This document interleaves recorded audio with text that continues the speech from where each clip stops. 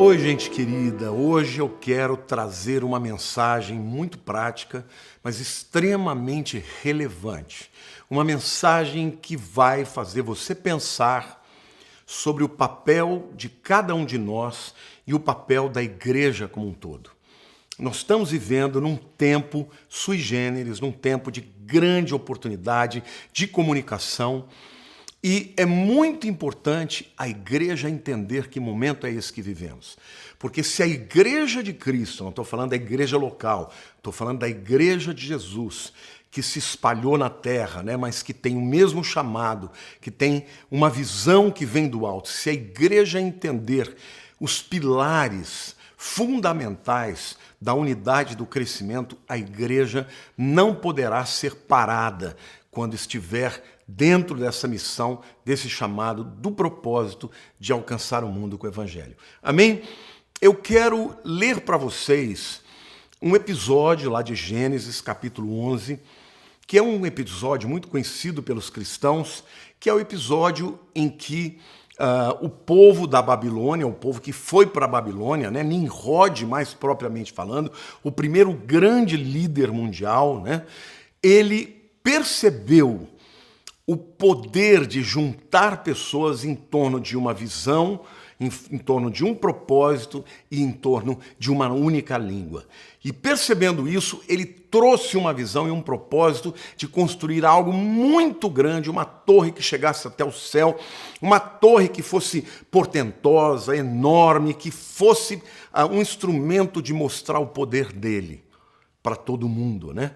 Então, eu vou ler para vocês esse texto, mas o interessante porque Deus no céu conversa, né? Eu acredito que o Pai com o Filho e com o Espírito Santo, eles estão conversando entre eles e eles dizem o seguinte: olha, eles estão com uma visão e um propósito muito grandioso.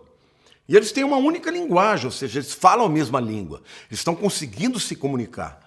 E se a gente não fizer alguma coisa, eles vão conseguir o seu propósito, o seu intento.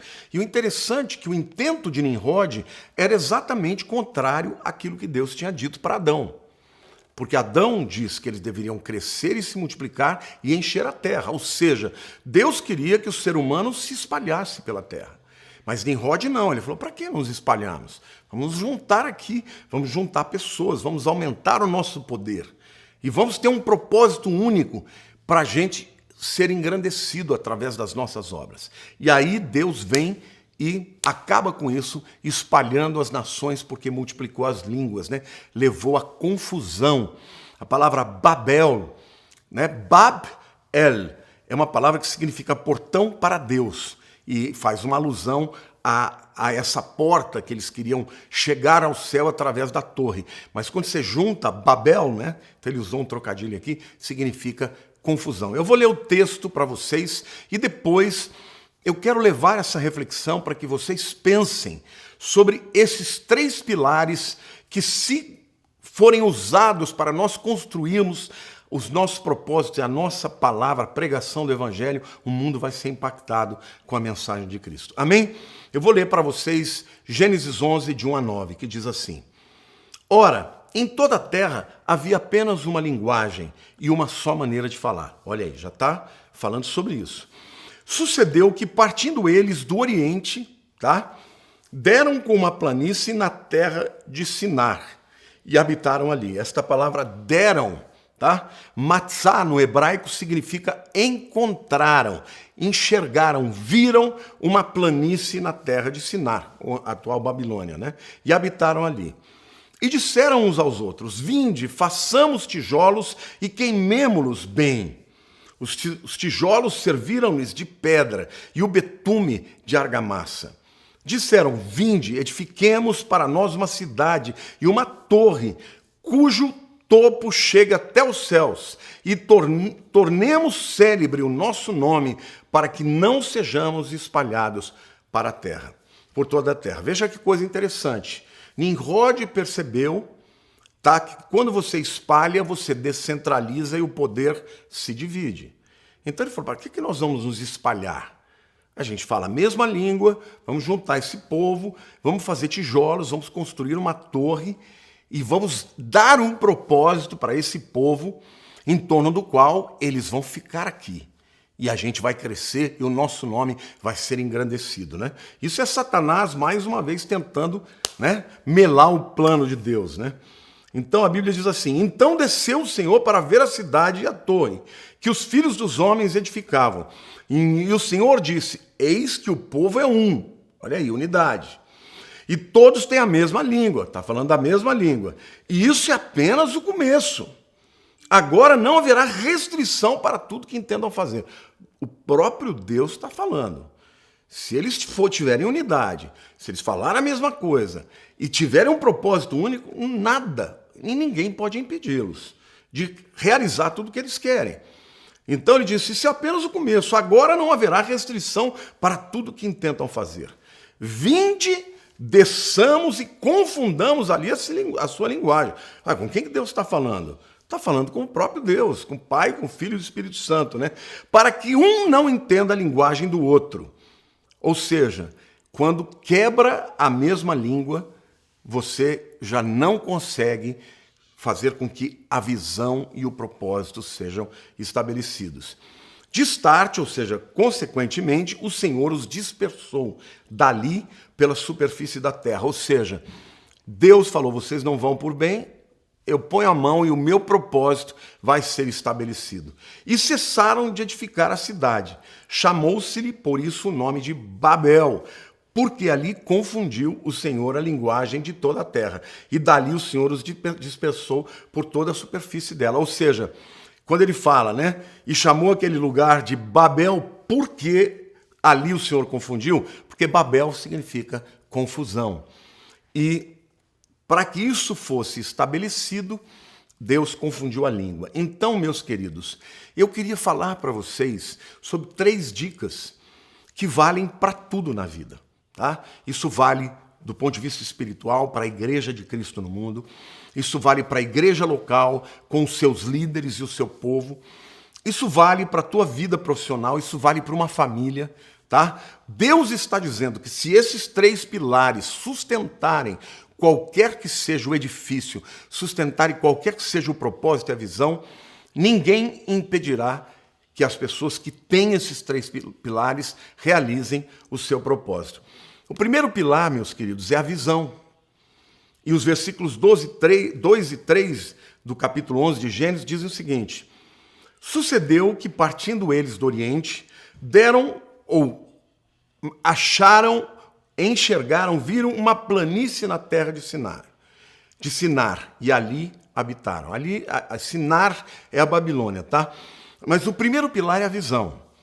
Quando pessoas conseguem enxergar a mesma visão, quando um pastor consegue passar a visão para a sua igreja, para o seu povo, quando um pai de família consegue passar uma visão para a sua esposa e para os seus filhos, não é isso? Quando uma empresa consegue imprimir a visão da empresa para os seus funcionários, ninguém vai conseguir impedir que o propósito, que a missão daquele grupo se realize, né? Então, o primeiro pilar que a gente precisa tentar estabelecer sobre a nossa vida, sobre qualquer coisa, tudo começa com uma visão. Hoje, eu estou muito apaixonado por essa visão de ganhar o mundo inteiro. Né? Nós mudamos o nome da igreja, de Igreja Batista Palavra Viva, para Yacht Church. Dia 9 de setembro, nós estaremos lançando oficialmente e abrindo a igreja Yacht Church para o mundo inteiro, para dar mentoria, para todos que quiserem participar, fazer parte desta igreja, desta visão.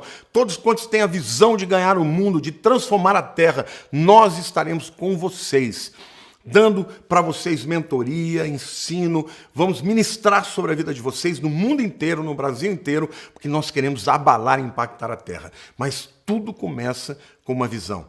E eu fiquei, gente, muito feliz, porque a mudança deste nome aconteceu quando eu apresentei para a igreja a visão que Deus me tinha me dado. E nós fizemos votação nos 4 cultos, e nos 3 cultos, aliás, não tinha começado ainda o culto de sábado. Nos 3 cultos, gente, foi unânime, não tivemos nenhuma figura contra. Então, o primeiro pilar, nós já conseguimos uma única visão, uma visão de alcançar o mundo com a palavra do Evangelho e com a igreja, a palavra viva, se transformando em a church, para ser um nome que possa ser usado no mundo inteiro como um único nome, como um nome que vai representar esta visão que Deus está nos dando. Amém? O segundo pilar, meus queridos, é o pilar do propósito. Não adianta nada você ter uma visão se você não tiver um propósito. O propósito é a missão. A missão é o que faz a argamassa, né? Ali eles falam, vamos fazer tijolos e vamos botar bitume como argamassa, tá bom? Era o cimento da época. Gente, uma visão precisa de um propósito. E quando o propósito ele se torna único como um pilar, isso é uma argamassa que vai unir os tijolos. Os tijolos somos nós. Cada um tem um lugar, cada um tem um talento, cada um tem uma posição no reino de Deus. Mas se todos nós formos unidos por essa visão e por esse propósito, irmãos, nós vamos construir uma obra magnífica que vai engrandecer o nome de Deus. Só que nós não queremos engrandecer o nome dos homens, nós queremos engrandecer o nome de Jesus. E a Church será uma igreja que vai para o mundo inteiro falando que só Jesus é o caminho, que só Jesus é o Salvador, que só Jesus pode trazer plenitude e pode preencher os vazios de toda a humanidade. Amém? E quando ele diz assim, né, que ele fala, né, no versículo 4, edifiquemos para nós uma cidade, isso fala de propósito. Nós vamos edificar uma missão, um chamado, uma evangelização no mundo, né? Ele diz assim, e uma cidade e uma torre que chegue até os céus. Esta visão que nós estamos imprimindo e este propósito que nós estamos tendo é para levar as pessoas até os céus, né?